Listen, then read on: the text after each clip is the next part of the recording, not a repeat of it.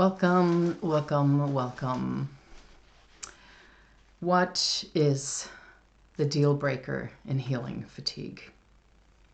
What is that thing that makes all the difference, that changes how we perceive things, that changes how we go along the journey of healing fatigue? So the answer to this question is big. There is so much to say here, but I've chosen one topic to talk about here, and that is the thought that life either happens to us or for us. Now, when talking about this and thinking about this topic, we need to pour in a ton of compassion. Compassion for ourselves, compassion for others. Because it's not like we choose to be the kind that believes that life happens to me or for me. Or that we choose, for instance, it's sort of the same thing as the people that think that the glass is either half full or half empty. What makes us have these kind of thoughts or this attitude towards things is so affected by our upbringing, so affected by what our parents thought, what the culture around us was. So there are so many unconscious layers deciding this. Now, on the healing journey, if there is that thinking that life happens to me, this is something that is going to be a break for the healing process. It's going to make it harder. It's going to make it take a lot more longer time. And it gets in the way of that empowerment, the self-empowerment that is needed to heal and to transform. Because when we believe that life happens to us, that means that the relationship we have with fatigue is the kind where we see it as something very negative. We want to get rid of it. It's something that we want to fight. And something that we just want to, take a pill so we can get rid of it and get on with our lives. And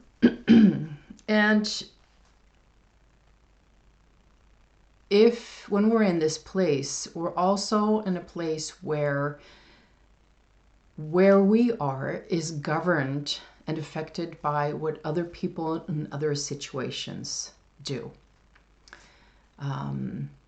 For instance, I've had a conflict with my neighbor lately, and I'm not going to share who it is or what it is, but I've been pendulating between these two, between the situation being that this has happened to me, this conflict has happened to me, and that this conflict has happened for me. When I'm in that place where I think that this is happening to me, I feel very ill at ease. I feel like I don't want to be close to the border of where that person lives. I don't want to be around that person. So I let that person decide what I do in my garden. On the other hand, when I feel that life happens for me, I look at this situation as, okay, so what is the gift in this situation? And the gift was, when this happened, my husband was home, and he was a huge support for me. And we were able to sit down and talk it through, and I could open up to receive his support in a way that I hadn't been able to before. And this moves me a lot, because this is part of my, okay, I just need to take a moment here. This is part of my personal journey of being able to receive love. It sounds like something very simple, but it's not always easy to receive love. But what happened in that moment was that I was able to receive it. It's sort of like it cracked me open. That really uncomfortable moment cracked me open so that I can sit there and receive that love from my husband. So you see, these are two very different ways of relating to that situation.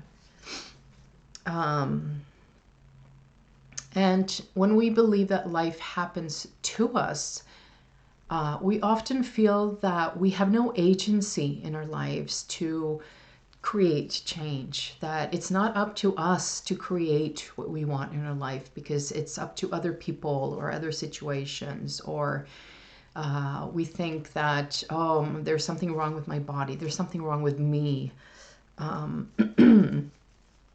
And it's a very disempowered state because we're easily affected by what other people think, what other people say, what other people do. And it's easy to get stuck in a downward spiral here. Now, I feel it's important to say that, again, that it's not either or with these two things, right? And it's not like one is bad and one is good.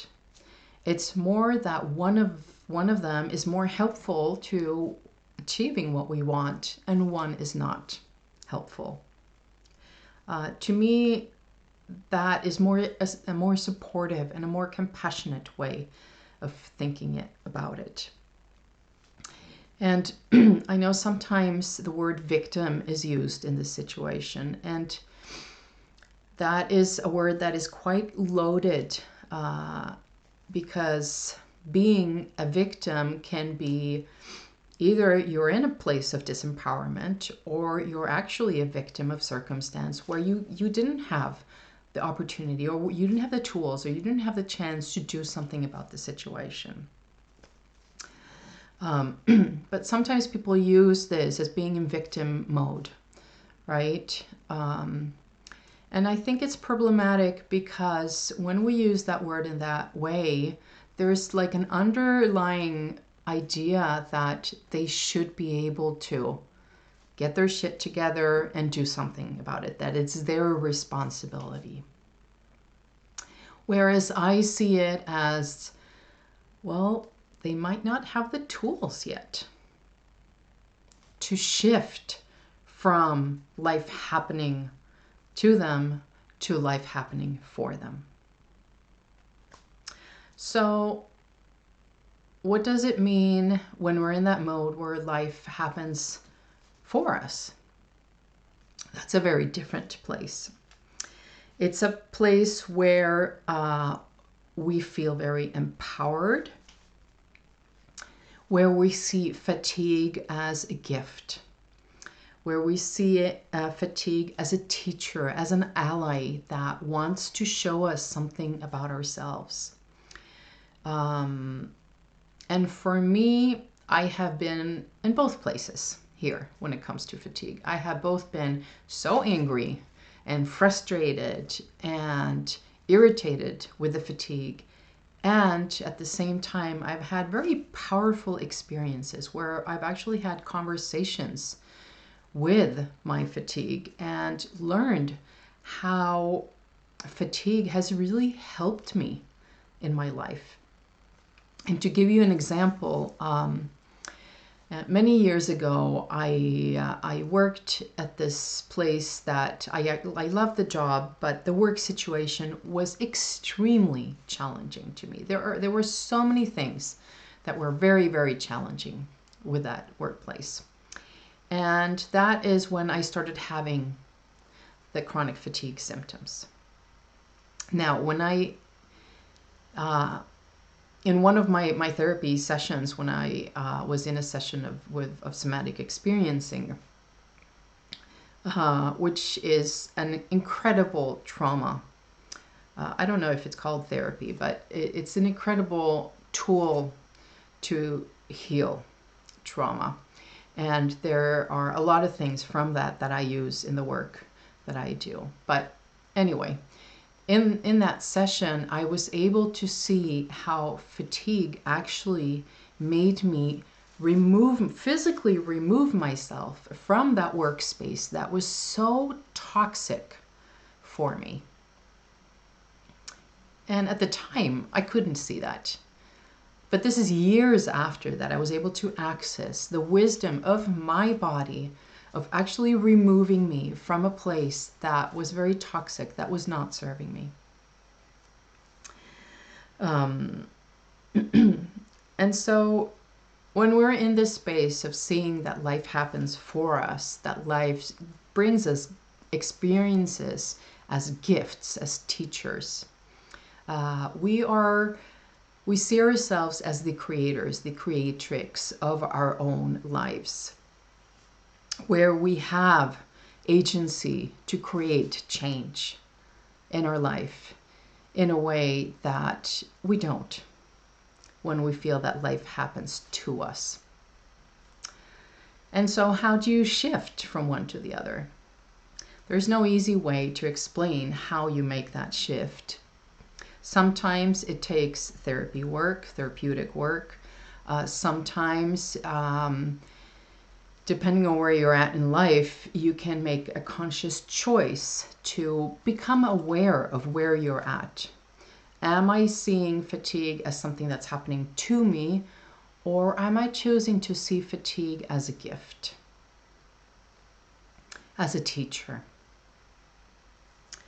And remember again to hold yourself in a lot of compassion, because it's not like we're either one type or the other. We move back and forth between these. I feel like it's a scale where on one side we have that idea that life happens to me and I can't control anything, and on the other side of the scale, life happens for me. It's filled with gifts. We move back and forth between these two.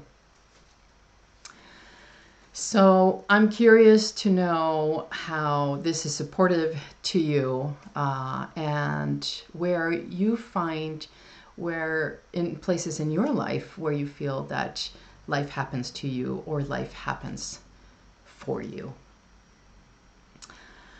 Okay, sending you so much love. And if you are interested in doing work with me to change, if you notice that you are very much in a place of life happening to me, and I want to be in a place where I feel that life happens for me, where I can see the gifts in my life, you can go ahead and fill out an application. I will be opening up spaces towards the end of the summer for one-on-one coaching. And if you have any questions, drop me an email. Okay, take really good care, and I'm not sure if I will be here next Wednesday, because next Wednesday it's Sweden's National Day. Is it called National Day? I don't know. Either way, we celebrate our independence. No, not really. I'm not very good at explaining that, but either way, I will let you know if I'm going to be here next Wednesday or not. Okay, mwah. Take care.